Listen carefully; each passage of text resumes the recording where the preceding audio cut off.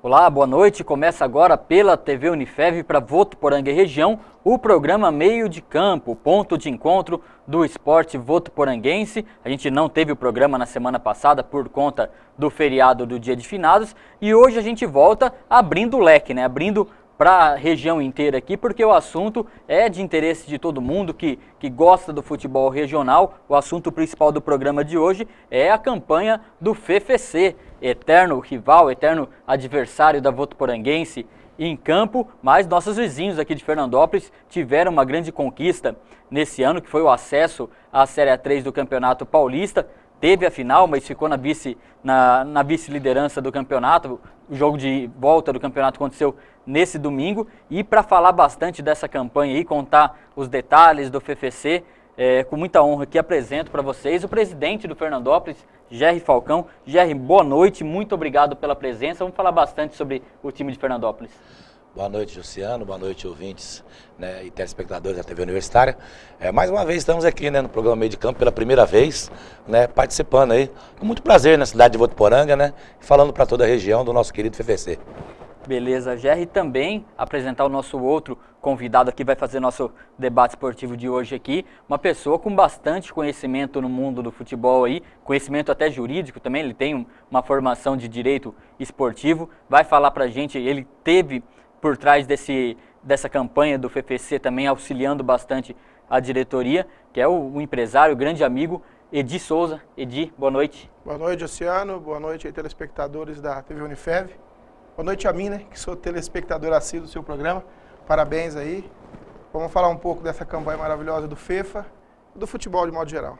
Beleza, vamos começar falando justamente do jogo, o segundo jogo da final, aconteceu nesse domingo, fora de casa.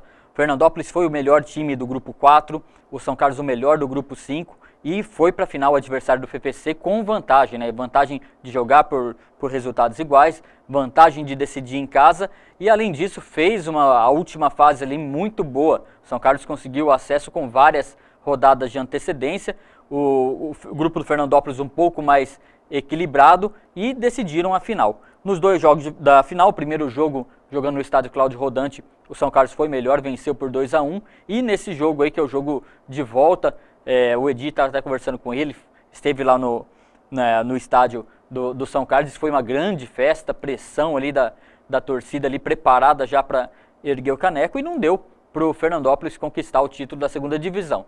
Mas, tenho certeza, vou perguntar isso para o Gerry até agora, para o presidente, que o principal objetivo seria a cereja do bolo, né? A gente sentiu isso com a Votuporanguense aqui contra o Taubaté na Série A3, seria a cereja do bolo, mas o principal mesmo é o acesso.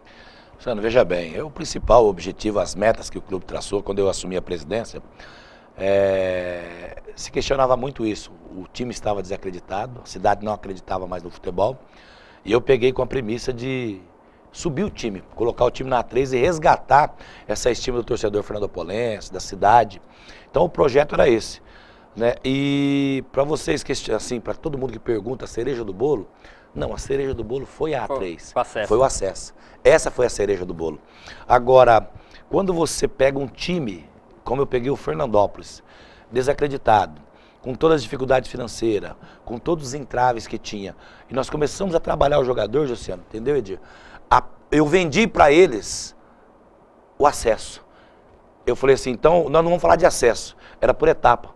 Vamos falar de classificação. Na hora que vocês classificar o time, a gente conversa do acesso. Então, nós fomos trabalhando por etapa.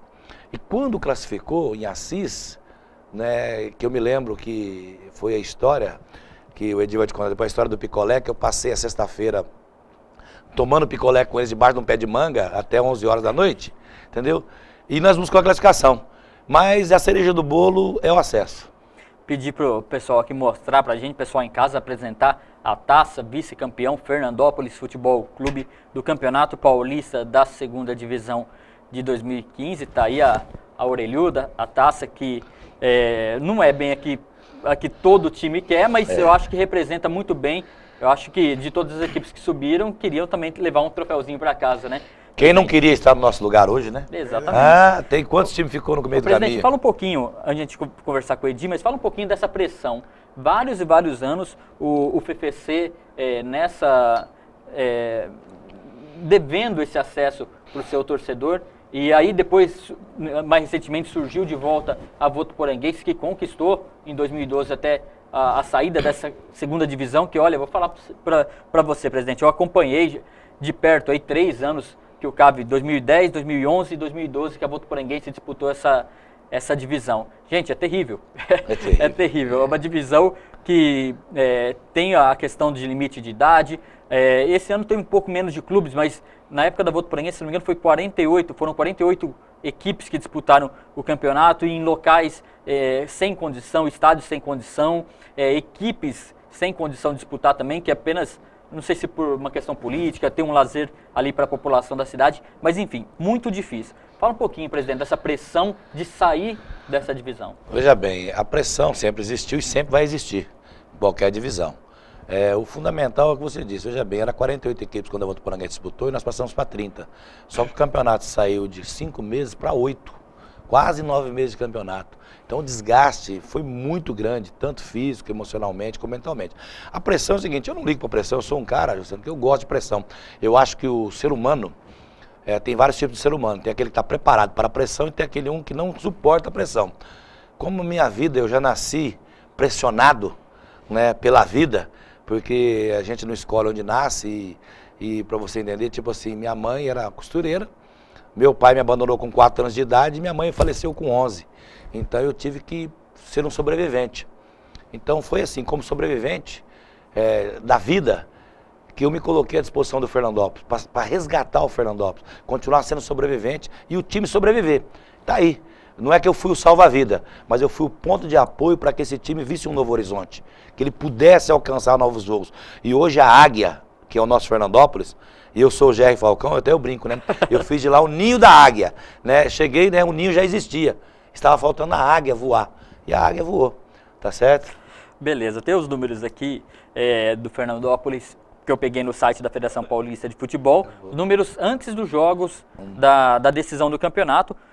26 jogos, 14 vitórias, 9 empates, 5 derrotas e 30 gols de saldo. Uma bela campanha do FFC. Edi Souza, o pessoal conhece muito aqui em Votuporanga, é uma pessoa do futebol. Fala um pouquinho, Edi, como é que foi a tua participação nessa campanha do FFC? Eu estou acompanhando pelas redes sociais, você ali diretamente interagindo e ajudando, mas fala para o pessoal entender qual foi a tua participação, Edi. Na verdade, eu conheci o Jerry através do Maurinho, né, que é meu parceiro, meu sócio na empresa. E aí, na primeira conversa que a gente teve, eu e o Jerry, a gente já teve uma simpatia grande, e ele sempre audacioso, né, ousado. Se tem uma pessoa que não tem medo de arriscar, é o Jerry. Passou todo o projeto e falou, ó, vem comigo. Mas o Edi sempre é visto e conhecido como colocar jogador aqui e tal ali. Nós fizemos diferente. Tinha que estar sempre na retaguarda. É uma pessoa humilde que sempre aceitou orientação, entendeu? Sempre ouviu muito. E se errasse em algum ponto, ele ia errar democraticamente, entendeu? Ouvindo todo mundo. E ele deu esse espaço, tive com ele, me chamou para estar com ele, e eu sinto o maior prazer, o maior orgulho também, me sinto também privilegiado nesse acesso, e tamo junto aí. Eu sofri muita pressão aqui em Votuporanga, ameaça, xingamento, mas faz parte. Eu acho que... Eu vou falar, viu, Edi? O PFC tem audiência aqui também, seja pelo bem ou seja pelo mal, viu? O pessoal ainda tem essa rivalidade assim, mas... tem que ser saudável, né? Saudável. Melhor do que em outros tempos. Eu não vivi o tempo da rivalidade da Associação Atlética Votuporanguense com o FFC, mas o pessoal conta que pegava fogo ali, acontecia até milagre aí, mas não vou contar essa história não, que já deu rolo já. Mas, Edi, para você, uma vitória, mas... O pessoal tinha essa cobrança, você estava falando? Tinha. Certa vez eu fui almoçar num restaurante aqui, o cara falou, e aí, Edi, o FFC vai subir? Eu falei, vamos subir. Aí ele me atacou, vai subir nada, você muda para Fernandópolis e tal. Mas a gente torce pela região. E teve um determinado momento, eu disse isso pro Jerry, isso aí vai ficar gravado, vai ficar eternizado, que eu já não estava torcendo mais pro FFC. É como aqui. Você vê as pessoas de Votuporanga se unindo, você torce pelo clube, mas você torce pelo Marcelo, pelo Paulo, pelos Melos, né, que estão ali envolvidos.